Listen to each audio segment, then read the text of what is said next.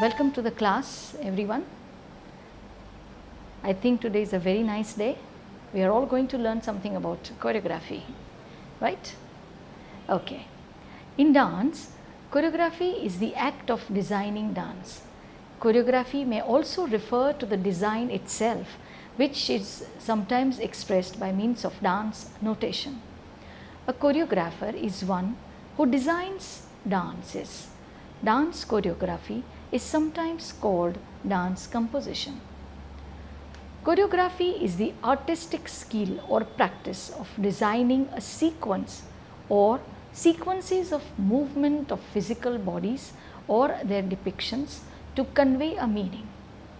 The meaning could be a simple expression of beauty or a complex, resonant, multi-layered message. In choreography, motion, form, design all come into play. A choreographer is one who creates choreographies by practicing the art of choreography, a process known as choreographing. Choreography is used in a variety of fields, of which the most popular is dance and performing arts, but it includes other specific fields like cheerleading, cinematography, gymnastics, fashion shows, ice skating, marching bands, synchronized swimming, and even parades. Choreography is also used in video games and animated arts. Subsequently, it is used as a term in physics and science and web and business computing. In dance, choreography is also known as or dance composition. In fact, the word choreography literally means dance writing and comes from the Greek words for writing dance. In the 17th and 18th centuries, it did indeed mean the written records of dances. In the 19th and 20th centuries, however, the meaning shifted. The written record of dance came to be known as dance notation. The composition of dance is creative in the same way in which the composition of music is. The notation of dance, however, is a work of analysis and reporting performed generally by people other than the choreographer. It uses a language or a set of signs that may well not be understood by the creator of the dance, but it serves a significant role in recording dance. Before the video camera came into being, this was an important record keeping activity. Today, however, choreographies are held by the digital and video media in respect to their archiving, storage, creative process. During the Renaissance, the dance masters of Italy taught social dances at court and probably began to invent new ones or arranged variants of known dances, thus combining a creative functions with their educational ones. In the 16th century, dance masters at the French court so organized the floor patterns and theatrical and artistic contexts of their social dances as to initiate a choreographic form, the ballet de corps. In the 2 centuries that followed, the gap between social dance and theatrical dance widened until ballet in the 19th century achieved a basically independent vocabulary. The ballet master of this era, the choreographer, was an arranger of dance as a theatrical art. Staged ballet employed the same steps and movements as social dance and differed from its principally in floor arrangement and visual projection. The giant of late 18th century choreographic art was Jean-Georges Noverre, whose work and writings made the dramatic ballet a celebrated art. In this ballet, incorporated mime as well as academic dances, giving expression to the dance by narrative and historic contexts. After Norway, others developed this trend in various ways. Marius Petipa brought the spectacular classical ballet the action to its peak in such works as The Sleeping Beauty, in which extended and complex suites of classical dance brought poetic and metaphorical expression to the plot. Early modern dance in the United States introduced new elements of movement and expression, and in ballet, the work of Michel Foucault emphasized more naturalistic styles and a more potent theatrical image than Petipa's ballet classicism. Since then, choreographic forms have varied between the poles of representation and abstraction. Dance notation in the 20th century came to be considered with basic movement as well as formal dance, and was assisted by the invention of new systems of abstract symbols, those of Rudolf von Laban and Rudolf Banisch being the most influential. Laban notation was the first to indicate duration, fluency or intensity of movement. Today, these systems and others continue to evolve rapidly, amplified by film and videotape. Choreography evolved no less rapidly. Methods of composition vary radically. Some choreographers using their dancers' improvisations as raw material, others devising every movement prior to rehearsal. Merce Cunningham radically changed the context for choreography in his attitude to music and decor as coincidental to dance, in his employment of chance methods in dance composition and organization, and in his use of non-theatrical performance space. He, George Balanchine and Sir Frederick Ashton became the leading exponents of classical or abstract dance, but the later two, like Martha Graham, Leonard Massini, Jerome Robbins and others, also produced major representational works of choreography.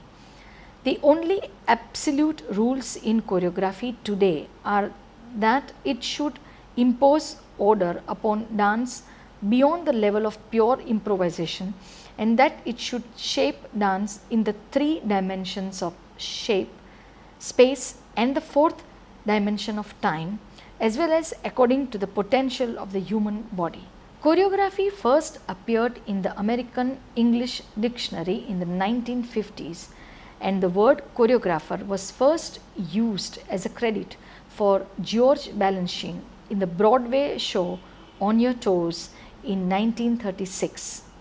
Prior to this, stage and movie credits used phrases such as assembles staged by, dances staged by, or simply dances by to denote the choreographer. Any comparison with the Western dances and Indian dances is hard because the content of our dance differs. Our folk dances have simple choreographies that reinforce the idea of the community. Thus, circles or serpentine lines formed by joined hands constitute the core treatment. It represents the community that protects each other, doesn't leave anyone out, and finds its identity in its connections. The elements of choreography have been part of our Shastric tradition for long. The Harivansha, an important Puran of the 4th century BC, says, Natakam Narantu, or a play should be danced. The elements of dance predicate a choreographic character to the play. The lyrical word and music link up the different elements of the play and form the background to the dance. That is why our classical dance is called Drishya Kavya and Drishya Sangeetam. It is closely linked to the music and the poetic content. Ancient scriptures refer to dance, dancers and the art of choreography. The Rig Veda describes Ushas to be a dancing girl. There is also reference to the art of dancing and playing music upon instruments. The Atharva Veda describes that the Gandharvas, husbands of the Apsaras, Urvashi, Rambha, Tilottama and Menaka, danced with shikandi on their heads. There is no clarity about what the shikandi is. In Panini's Ashtadhyayi, there is a special sutra that refers to a Nata Sutra and suggests that Shiladi is its author. The Matsya Purana ascribes to dance the capacity of making the environment auspicious. The Natya Shastra by Bharata Muni is the main root of all the art forms, but is most associated with the arts of dance and theatre. The Ramayana tells us how the sons of Rama told their father's story using hand gestures. The Mahabharata refers to Arjun adopting the guise of Brihannala while teaching the art of dance to Uttara. The Kama Sutra refers to the 64 arts including dancing, singing and acting. Many Sanskrit works regarded the art of dance and of drama as one and the same. A study of the Natya Shastra helps us understand different elements of dance including choreography. The vrittis, the angaharas, karanas, the abhinaya, mandalas, mudras, rechakas, brahmaris, charis, utplavanas, the balance between the uddhata, that is powerful, and sukumara, graceful aspects of dance all contribute to the choreographic capacities. Iconic scholar of dance and Indian arts, Dr. Kapila Vatsyayan, while writing about dance movements, links it to the realization that she had about Indian dance being the most cherished expression of the integrated vision of the cosmology, philosophy and the idea of Indian arts and culture and the laws of movement in particular. Thus, in her view, dance has been studied in the backdrop of disciplines that appear far off. For instance, by integrating disciplines as far apart as the fields of metaphysics, speculative thought and ritual, and reading a multi-layered concurrency of these disciplines with reference to the place of the human body in the cosmos, the symbolization of the square and the circle, Vatsyayan was harking back to powerful early imageries drawn from fields that had not been seen in reference to dance. Only an investigation framed on these principles would help us escape the imposition of a Western framework. These pervasive principles of an all-permeating world view were providing a new perspective to choreography on both a micro and macro scale. In the iconic work, The Square and the Circle of Indian Arts, Kapila Vatsyayan admits that the paradigm or metaphor of Purusha, located first in context of Aksha, is the focus. This gives rise to a language of abstract geometrical forms. Vatsyayana's speculative thought harnesses the idea of perspective imagination to produce imaginative structuring of experience. This is the essence of choreography. The first choreographies were ritualistic. Among them it was tantric practices. Tantra is a Sanskrit word with two parts. The prefix tan means to expand, weave together or join, while the second part tra means tool. By putting this together, we have tools to expand, weave and join together. Thus the term tantra has a wide connotation. Originally it must have stood for knowledge which is spread. Tantrayete, vistrayete, jannanam anena, that is by which knowledge is spread or developed. Dance has served as a route to self-knowledge for centuries. The Ras theory made it a medium for sharing knowledge and experience with others. Tantric practices were of two types, sadhana and upasana. Sadhana meant ritual practices employing yantra, tantra and mudras practiced by the adept, and upasana meant offering. Ritual dance was both upasana to please the Lord and sadhana. Tantric sadhanas were concerned with the activation of the kundalini and its ascent through the spinal chakras. using mantras, yantras and mudras. All creation was regarded as having manifested from the energy of sound, mantra, which in turn activated matter and harnessed divine energy by creating a geometric order which took the form of geometric cosmic diagrams, which were called yantras, that were in turn the vital tool for conducting rituals.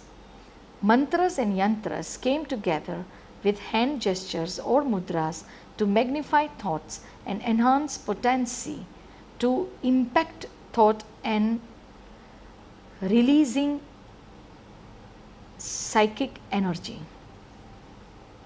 This obsession with organizing the thoughts to create a greater experience, thought realization, etc., was the origin of choreography.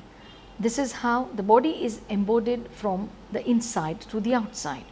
Even in solo dance, there is a tantric choreography at play, firstly with the geometric designs and then with the concentration during movement to the chakra points. Of course, solo dance allows for a lot more instances creativity to enter than is permitted in what the West calls choreography. An obsession for order is a shared concern between the Western idea of choreography and which is also reflected in the colonial administration's practices by which they ordered and organized the abundance and diversity of India prior to making sense of it. It was not surprising that the first idea that came with respect to organizing the material of Sadir and Dasyatam, which went on to become the Bharatanatyam of the 20th century with appropriations, came during the 19th century when India had re-interfaced with colonial administration. The material was organized by the Tanjore quartet, brothers Chennaya, Ponaya, Shivananda and Vadivelu, who were members of the Maratha court of Sarfoji II. They organized the material into codified adavus and what we know today as the Bharatanatyam Margam for stage, which enjoys certain fixity. Till then, there were no fixities of this kind. They introduced bhakti laden grand musical and literary compositions, Panchamurti Kautuvams and Navasandhi Kautuvams. Vadivelu was to similarly influence Mohiniyattam when he became one of the most valued musicologists at the court of Swati Tirunal. Thus, the Tanjore quartet appeared to be occupied in their lifetime in the process of canon information. In the wake of uncertainties of colonial interactions and the regime of competitiveness that they sued forth, a ruler like Sarfoji II had to straddle two worlds, the world of his indigenous cultural inheritance and another that allowed him a privileged position of almost symmetry in his dealings with the colonial power. He achieved this with his openness to Western ideas. For instance, to carry forward the argument of this module, a defining aspect of choreography and composition in the Western sense is the practice, notation. Indian arts have never been notated, not even music. In fact, Raga Sangeet is distinguished by the fact that it is not notated and that the raga is created afresh each time it is sung. Now in 1803, Maharaja Sarfoji created a number of marching tunes for the Tanjore military band. These were unique and became the first musical compositions in India to be noted in the Western manner. Scholar Lakshmi Subramaniam credits Tanjore, which through its court and individual musicians and dancers fashioned a reworking of a dynamic tradition that carried within itself simultaneously the seeds of classicism and modernity that would help make it more attractive and accessible to new communities of performers and patrons. Thus, preferences of the patrons often drove changes in the arts and created new types of dance choreographies. According to Margaret Cousins, a theosophist who established the All India Women's Conference in 1927 and who is believed to have composed the tune for the national anthem in 1919 in the presence of Rabindranath Tagore. The growth of the culture of nationalism created a demand for a national culture. This culture was not visualized as an elitist variant but was, if one went by V. N. Bhatkhande's speech delivered on the occasion of the first All India Music Conference of 1914, aimed at leading itself to mass education. Therefore, numbers were of great importance, hence the interest in choreographies which ensembles rather than solo renditions. This has a double benefit.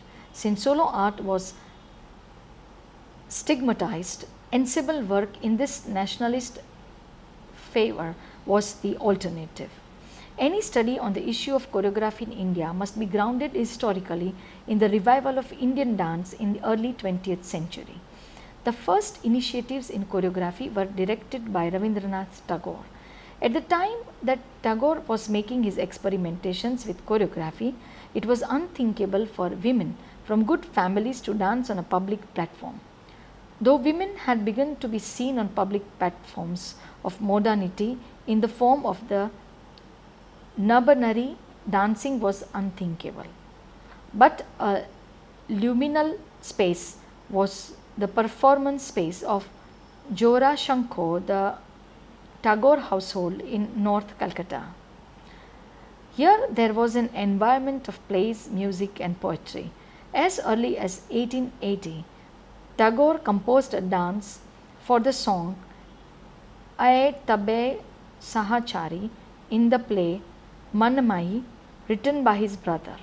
In 1881, Tagore composed the dance of the dacoits in the play Valmiki Pratibha. Thereafter, at Shanti Niketan, he first introduced dance for men and then women.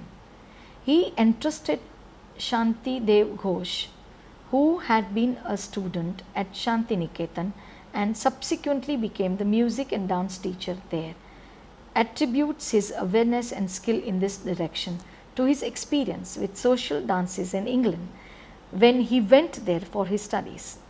Although his UK interlude was brief, but soon he was creating dances that integrated Western and Indian sensibilities. One of the earliest performances written by Tagore and performed by women dancers was in 1888, Mayar Khela. Its performance over the next 2 decades bore the impress of Southeast Asian culture. Then there was dance as part of his 50th birthday celebrations in 1911 and Sharadotsav in 1914 at Shanti Niketan. By 1920, as a result of his close association of the Tripura royal family, Manipuri was being taught in Shanti Niketan. However, the environment was not very supportive of Tagore's efforts, and a 1923 review of his musical play Basant Utsav was criticized by some papers for including dance in which Rabindranath, Anbannindranath and agricultural economist Elmhurst joined in spontaneously. It was in 1926 at the request of his daughter-in-law that Tagore wrote Natir Puja, which is the story of a strong female dancer. The play and the dancing by the female court dancer was a big hit. The role was played by artist Nandalal Bose's daughter Gauri Bose, who danced in a set designed by his father. Tagore also appeared on stage as Upali, a monk. Though the environment was still not supportive generally of female dancing, the presence of Tagore allied a vitriolic response. The play was featured repeatedly. Meanwhile, Tagore was centering dance increasingly in the life at Shanti Niketan. In both Natir Puja and the 1927 production, Tagore used the talents of the resident Manipuri teacher Namba Kumar Singh Singh used a technique in Manipuri dance that is called gamak, which stays away from a word to word enchantment, choosing to suggest the theme wide movements alone. Scholar Prarthana Purkayastha recognizes the Gamaka as the hallmark of Shantiniketan's choreographies. Nabkumar Singh also used non-narrative dances based on the bols of Manipuri dance. This was an example of recontextualizing actual established dances in the interest of choreography for new performers. Apart from Tagore's efforts, the efforts of dancer choreographer Uday Shankar, regarded as a pioneer in this field of modern dance, is very important to understand the fate of choreography in Indian dance. He is best known for creating a fusion style of dance, adapting European theatrical techniques to Indian dance techniques, imbued with elements of Indian classical, folk and tribal dance, which he later popularized in India, Europe and the United States in 1920s and 1930s. Uday Shankar had a broad spectrum vision. He acknowledged the immense variety and scope of expression afforded by the different classical and folk dance dramas of India, and his search for a personal expression led him to incorporate different dance styles to craft his own vocabulary. He was a catalyst who initiated a renaissance in Indian arts and ignited a deep interest in Indian arts, especially dance, both in India and overseas. He will be dealt with in detail in the next part.